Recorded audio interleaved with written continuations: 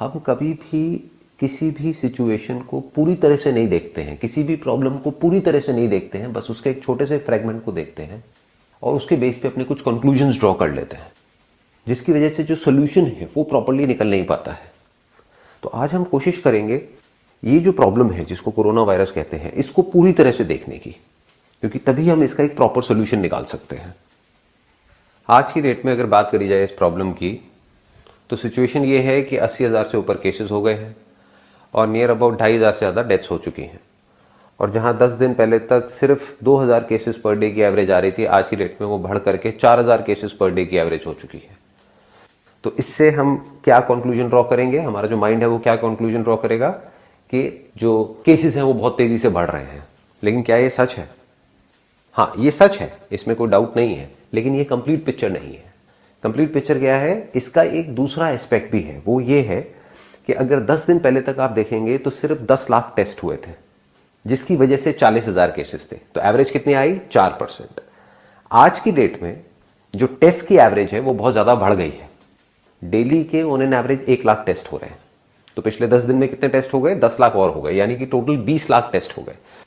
तो ये केसेस 40,000 से बढ़ करके 80,000 हो गए हैं, ऐसा हमें लग रहा है। एक्चुअल में केसेस नहीं बढ़े हैं, टेस्ट बढ़ गए हैं। यानी कि अगर टेस्ट को और बढ़ा दिया जाए तो हमें लगेगा कि केसेस और बढ़ गए हैं, और अगर टेस्ट को कम कर दिया जाए तो केसेस कम हो जाएंगे। तो कहीं भी मीडिया में, न्यूज में, कहीं पर भी ये बात नहीं हो रही है कि कितने टेस्ट हो रहे हैं और उसके प्रोपोर्शन में कितने केसेस आ रहे हैं। हर जगह पे बात क्या हो रही है? केसेस बढ़ रहे हैं, केसेस बढ़ रहे हैं, केसेस बढ़ रहे हैं, जिससे हमें क्या लग रहा है कि वायरस फैल रहा है, कोरोना वायरस बढ़ रहा है, केसेस बढ़ रहे हैं। ना तो केसेस बढ़ रहे हैं, ना ये वायरस फैल रहा है, टेस्ट बढ़ रहे हैं। क्योंकि एक्चुअल में केसेस क्या है उसको तो अभी हमको कैलकुलेट करना पड़ेगा समझने के लिए कि कितने केसेस ऑलरेडी है इंडिया में। तो एक्चुअल में केसेस नहीं बढ़ रहे हैं, इतने केसेस डिटेक्ट हो रहे हैं क्योंकि टेस्ट बढ़ रहे हैं। तो अब एक बार थोड़ी सी कैलकुलेशन करते हैं कि अभी इस समय एक्चुअल में कितने केसेस हैं इंडिया में। क्या 80,000 है, या उससे कम है, या उससे ज्यादा है? बड़ा सिंपल है, ये परसेंटेज हमारे पास में निकल करके आ रही है, जिसमें कि बिल्कुल क्लियर है कि पहले जब 10 लाख टेस्ट हुए थे तो केसेस थे 40,000, आज 20 लाख टेस्ट हो गए हैं तो केसेस हैं 80,000, यानी कि परसेंटेज कितनी हो गई? 4%। तो बड़ा सिंपल है, जो हमारी कंट्री की पॉपुलेशन है उसको 4% से हम मल्टीप्लाई कर देते हैं, यानी 130 करोड़ इंटू 4%, ये होता है 5 करोड़ 20 लाख, नियर अबाउट समझ लेते हैं 5 करोड़। बट ये तरीका ठीक नहीं होगा, बिकॉज अभी भी इंडिया में बहुत सारी एरियाज ऐसे हैं जहां पर के बहुत ज्यादा केसेस डिटेक्ट नहीं हुए हैं। जिस तरह से अभी कुछ दिन पहले गवर्नमेंट ने जोन्स में अलग अलग डिवाइड किया था, तो उससे हम एक आइडिया लगा सकते हैं। तो इसमें से 80% को हम हटा देते हैं, यानी कि जो रूरल एरियाज हैं उसको हटा देते हैं, सिर्फ अर्बन एरियाज की बात करते हैं। तो अगर 5 करोड़ में से हम 80% को हटा देते हैं तो यानी 4 करोड़ हम हटा देते हैं उसमें से। तो आज की डेट में केसेस कितने निकल करके आ रहे हैं हमारे पास में? 1 crore. 1 crore cases on the most conservative side आज की डेट में इंडिया के अंदर है।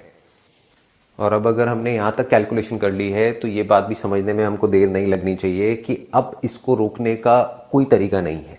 यानी कि अगर 1 करोड़ लोग जिनको या तो हो चुका है पास्ट में या अभी है, तो उसको आगे मल्टीप्लाई होने से हम नहीं रोक सकते हैं। यानी 1 करोड़ का 2 करोड़ भी होगा, 5 करोड़ भी होगा, 10 करोड़ भी होगा। एक एंगल से आप देखोगे, अगर बिना सिचुएशन को समझे तो आप क्या कहोगे? अरे ये तो बहुत बुरा है कि अब आने वाले टाइम में 10 करोड़ केसेस हो जाएंगे, 20 करोड़ हो जाएंगे। दूसरे एंगल से अगर आप समझने की कोशिश करोगे तो ये बहुत ही अच्छा है हमारी कंट्री के लिए, क्योंकि इससे हमको क्या समझ आ रहा है कि हम लोगों ने हर्ड इम्यूनिटी अचीव कर ली है। क्यों? क्योंकि डेथ रेट बहुत कम है। इनफैक्ट अगर आप पूरे वर्ल्ड में देखोगे तो सबसे कम डेथ रेट इंडिया में है। तो ये हमारे लिए बुरा नहीं है, हमारे लिए अच्छा है, क्योंकि ये जो प्रॉब्लम है जिसको कोरोना वायरस बोलते हैं, इसका सिर्फ एक ही सॉल्यूशन है, वो है हर्ड इम्यूनिटी, ना कि लॉकडाउन। क्योंकि लॉकडाउन आप कब तक कर सकते हो? घर में कब तक बैठे रहोगे? कभी तो बाहर निकलोगे, और जब बाहर निकलोगे तो वायरस तो वहीं का वहीं है, ये तो कहीं जाने वाला है नहीं। हर्ड इम्यूनिटी का मतलब ये होता है अगर ज्यादा से ज्यादा लोगों को ये वायरस हो जाता है और उनके अंदर एंटीबॉडीज डेवलप हो जाती हैं इस वायरस से लड़ने के लिए, तो इसका जो स्प्रेड है वो बहुत ही स्लो डाउन हो जाता है। Just to give you an idea, अगर ये वायरस नहीं भी होता तब भी हर महीने इंडिया में ऑन एन एवरेज 6 लाख से ज्यादा डेथ्स होती हैं अलग अलग बीमारियों की वजह से। हाँ, उसमें ट्रिगर कोई और होता है, कोरोना वायरस नहीं होता, कोई और होता है, कोई और इन्फेक्शन होता है जिसकी वजह से कोई और बीमारी ट्रिगर हो जाती है जो ऑलरेडी किसी न किसी के अंदर होती है। और ये हमारे जो स्टैटिस्टिक्स है, जो डेटा है, वो क्लियरली हमको दिखा रहा है कि ये जो डेथ्स हुई हैं, इसमें से ज़्यादातर डेथ्स वो हैं जो 60 साल से ऊपर है। और सिर्फ इतना ही नहीं, वो भी लोग वो हैं जिनके अंदर ऑलरेडी कोई ना कोई बीमारियां पहले से थी। तो इसने सिर्फ ट्रिगर करने का काम किया है, इसकी वजह से डेथ नहीं हुई है। और वो ट्रिगर जरूरी नहीं है कोरोना वायरस की वजह से हो, वो नॉर्मल वायरल इन्फेक्शन की वजह से भी ट्रिगर हो सकता है। तो अब सवाल ये उठता है यहां पर कि इंडिया में इतना कम डेथ रेट क्यों है, उसके पीछे क्या रीजन है? उसके पीछे कई रीजन हैं, लेकिन उसमें सबसे बड़ा रीजन ये है कि हमारे यहाँ की जो पॉपुलेशन है वो यंग है, यानी कि 90% से ज्यादा जो पॉपुलेशन है उनकी एज 60 साल से कम है। दूसरा रीजन क्या है कि हमारी इंडियंस की इम्यूनिटी वैसे ही कंपैरेटिवली स्ट्रांग है वेस्टर्न वर्ल्ड से। जैसे फॉर एग्जांपल बाहर से कोई इंडिया में आता है तो उसको थोड़ा सा भी कुछ खा पी ले तो वो बीमार पड़ जाता है। हम लोग अपना चलते रहते हैं, यहाँ पे हमको कोई दिक्कत नहीं है, क्योंकि यहाँ पे ऑलरेडी जो इन्फेक्शंस हैं और अलग अलग तरह के वायरसेस हैं वो बहुत ज़्यादा हैं। तो हमारी बॉडी ऑलरेडी इम्यून है बहुत तरह के वायरसेस के लिए, बहुत तरह के बैक्टीरियाज के लिए। तो this could be another reason. लेकिन रीजन चाहे कोई भी हो, चाहे वो साइंटिफिकली प्रूवन है या नहीं है, जो हमारे नंबर्स हैं वो हमको क्लियरली ये बता रहे हैं कि इंडिया में डेथ रेट सबसे कम है पूरे वर्ल्ड में। इसका मतलब क्या है कि हम हर्ड इम्यूनिटी को बड़े आराम से अचीव कर सकते हैं, प्रैक्टिकली अचीव कर सकते हैं, बिना हमारा जो पूरा का पूरा जो मेडिकल सिस्टम है उसके ऊपर प्रेशर डालें।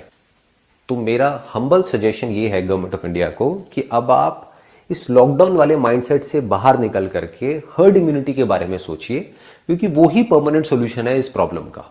Thank you so much for your time.